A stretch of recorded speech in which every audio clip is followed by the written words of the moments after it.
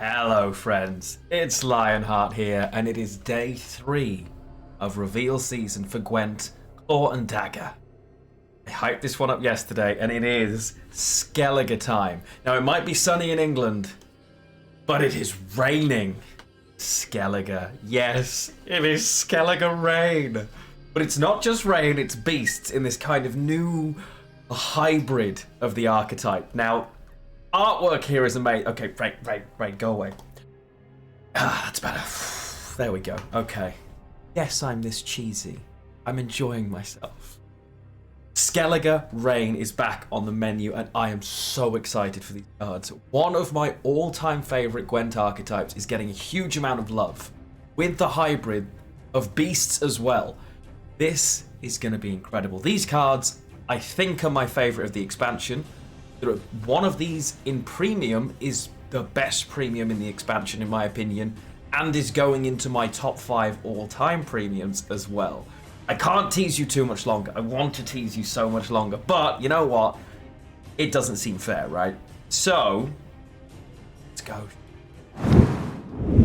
This is why you're here. We all know it is. Look. Now, this is the Sea Serpent, and he is looking a little scary. It is a beast, 1 base power, 5 provisions. Okay. Seems like a decent card to me, to be honest, because it'll cover... It's a beast, but it's also obviously going to work with rain. Its deployability boosts self by 0 and damage an enemy unit by 3. Now, that 3 damage will be very important for the legendary card, which I'll get to when we reveal the legendary card. And you increase the boost by 1 for each opponent turn in which rain or storm triggered this round. So this card can play for 13 in theory, I think. Because you could have 1 for each opponent's turn in which rain or storm, right? So, I think, because this is the number of enemies hit by those things, right? But you're not going to get that. On average, this is probably 7 or 8 for 5. Maybe slightly more. Somewhere around that. In short rounds, it's worse. In longer rounds, where you've managed to set things up, obviously it's better. Good card. Interesting card. On its own, it makes no sense. When you just go, okay, misc, random, cool looking Sea Serpent. See. Okay. And obviously the floor of this card, if there's no rain at all, this is just a 4, right? It's just a 1 power card with 3 damage. So its floor is 4 and its ceiling is around 13, but think of the synergies as well. Well, you don't know the synergies yet. Let's help you with... Hello, Anglerfish! This is also a bronze. It's 3 base power. It is 5 provisions. Now, what does this do? This one's a little different. Its ability, at the end of your turn, if there is rain or storm on both enemy rows, summon self from your deck to the range row. Now, at the end of the turn, if neither row has rain or storm, move self to the bottom of your deck. Now, you're going to be thinking, this is interesting, because it will thin and jump from the deck, so it's a thinning card. Not really, because it might jump back in, right? Thinking, well, what's the point of this? Why would we do this, right? Because it doesn't synergize. In fact, it's anti-synergy with Railgun, because Railgun wants to come and clear the board, so you're going to have to think about these points if your rain disappears with something like Railgun, you know? Something that might be quite important. It's a bit of an awkward card. It does, even when it jumps back into the deck, it kind of improves your draws. You want to look at it that way because it goes to the bottom of your deck. Unless you're over-thinning effectively, this card will make your draws a little bit better. It can be useful for tempo in some situations as well. Maybe you want tempo for Erendite, maybe? I suppose you could do it for that. It's going to be interesting. The tag itself, the beast tag, is probably what will end up being more valuable for it, and that'll make a bit more sense very, very shortly. I think it'll make a bit more sense. This one, In its current form, I'm not 100% sure about, if I'm being honest. Obviously, the potential improvement for draws could be good. The fact that regularly you're going to have rain constantly going in some rounds is decent. So in round 1, that little bit of extra fight without committing so much might be useful. But if we're leaving rain on the board to keep this, be interesting. More of a round 1 sort of thinning benefit card, if that makes sense. So I'm not sure where this fits in the rain archetype just yet. So far, not the biggest fan of the Anglerfish, but it'll be interesting. Loving the Sea Serpent, and you're close to understanding why. It's Kelpie! This is the best premium in the new expansion. I can't wait for you to see it. This is so cool. I love this card. It is 4 base power. It is 9 provisions. It is, again, a beast. And its ability, deploy. Spawn rain on an enemy row for X turns. This value is increased by 1 for each 3 beasts in your starting deck. That's not unique beasts, that's beasts. Okay. Whenever an enemy unit takes damage from rain or storm, boost a random unboosted allied beast by 1. So we're going to need to go through and think, oh, beasts. All of a sudden I'm thinking maybe I am including Anglerfish, because if I've got room for 2 Anglerfish, that is counting towards this. Sea Serpents, 2 of those, counting towards this. Now, you're probably going, Skellige beasts, Skellige beasts. Well, there are quite... The rain archetype is filled with them. Absolutely filled with them. Your little rain merman, he is, of course, a beast. Want to go for your bonded option? Well, it spawns rain. Yes. Yes, you do. They count as well. All of a sudden, I've got 8 beasts in my starting deck very easily. And it doesn't say bronze beasts. This is also a beast. All of a sudden, on deploy, I can spawn 3 turns of rain on an enemy row with this card. And it is a boosting engine as well. It's obviously not going to overboost certain units. But if it is then all of a sudden boosting up your Sea Serpents or boosting up other beasts, it's a decent amount of points. This is a really, really cool card, right? Really cool card. I like this. I really like this. You could play it in other archetypes.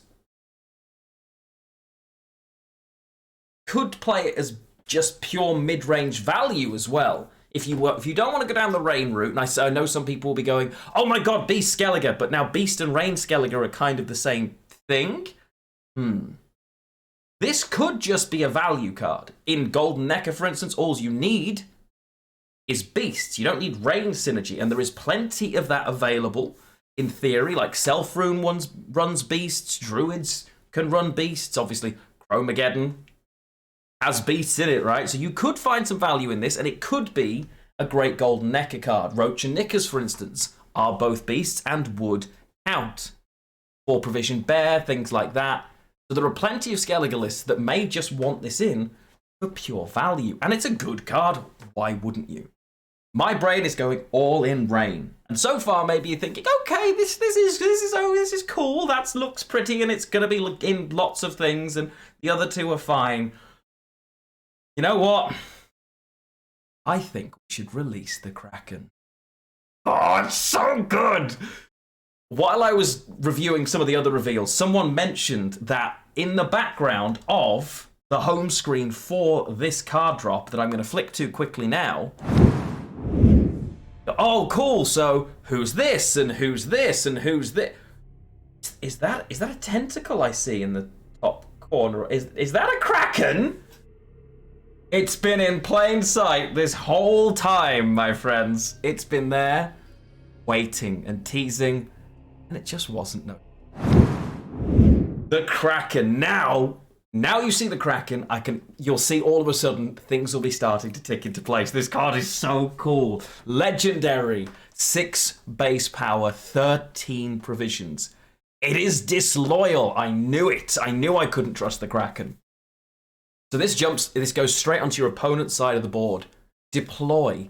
Move 3 enemy units to this row and damage all of them by 2.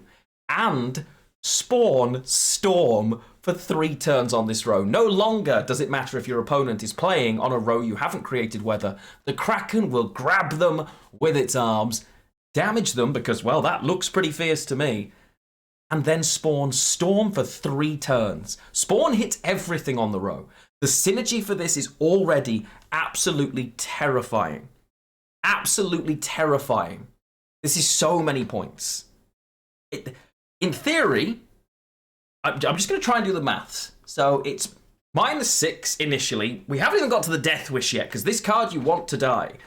It's going to move 3 enemy units and damage them by 2. So that's 6. Including itself is on the row, right? The Storm is going to damage all of those units, each by 3. So that's 7, 8, 9, 10, 11, 12, 13, 14, 15 points, right? Imagine the fact that Storm already has synergies with your Messengers of the Sea and other. The name escapes me now. What's the name of the card? You know what? I'm going to put it here, where it will boost card to the right by 1 with Rain, but it'll boost both by Storm. This card here. Oh, there's so much synergy. And obviously, if there are more units on the row, the Storm is going to damage them too. So the Storm could do 27 points of damage potentially. You want the Kraken to be hit and destroyed. The Storm will hit it by 3. In total, as a guarantee, it means it's only got 3 health left. What does 3 damage? Oh, the Sea Serpent! That 3 damage is very intentional. This Sea Serpent can take out a Kraken. And it's one of the reasons you're 100% including 2 of these little lads if you're playing Kraken. We haven't even got to the Death Wish bit. Why do you want this to be killed? Well, summon self to the opposite row and boost self by the number of unique allied beings.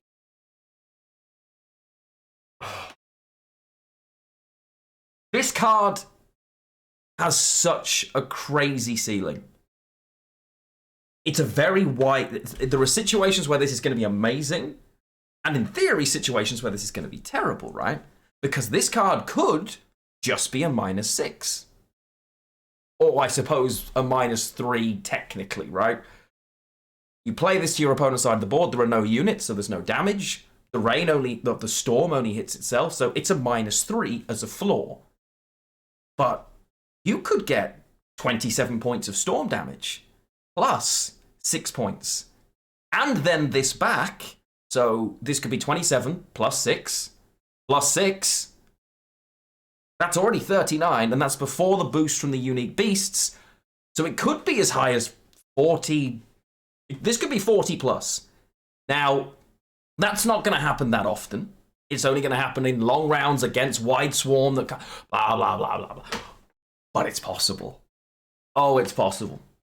Now, I don't think either its absolute floor or its absolute ceiling are things you're going to have to worry about, and I think it's going to be somewhere in the middle, and at 13 provisions, I think it's going to be trading for 20-ish points consistently. And that 40 points is ignoring the synergy with engines like Messengers, by the way, which is kind of wild. I really like Rain. I really like Rain. I remember getting a 100-plus point Reorgan when he first came out and adoring it. This card is really interesting. It has a ton of drawbacks and needs loads of synergy. It's really, really interesting. This card drop, whether you like the archetypes it's supporting or not, has been so cool. The abilities feel flavorful. There are so many things that make them feel more unique as they go into Gwent than cards we've had in the past. And it feels like they really are starting to flesh some archetypes out that we've been missing. I love Rain, but it could be Rain Skellige, could be Beast Skellige in some instances. There is a bit of a hybridization of the two. But there are going to be balance changes coming in as well that might just impact either Beasts or Rain cards. It would make sense that perhaps aren't seeing as much play or love. So cool. This is so cool. I absolutely adore it. Overall, what do I think? I think, overall, Kelpie is fantastic. Probably going to be the one you see the most. Kraken has the potential for all-in Rain decks to be amazing. Provided Rain decks are good, Kraken will be good. But much like Fulmar, is it going to end up that all-in Rain decks don't appear, so we don't see as much of the Kraken? I hope not. I feel like this has less downsides, or is less answerable, maybe. Your opponent could lock a unit on their side of the board so you don't get it back. But so much of what happens on deploy. So much of its value is on deploy. But I feel like even in a short round 3, this card is not so amazing, but could still be game-winning, right? In a way that Full Marm might struggle to be. Pair this off with a Reelgun to make sure things die. You could make this work if you need.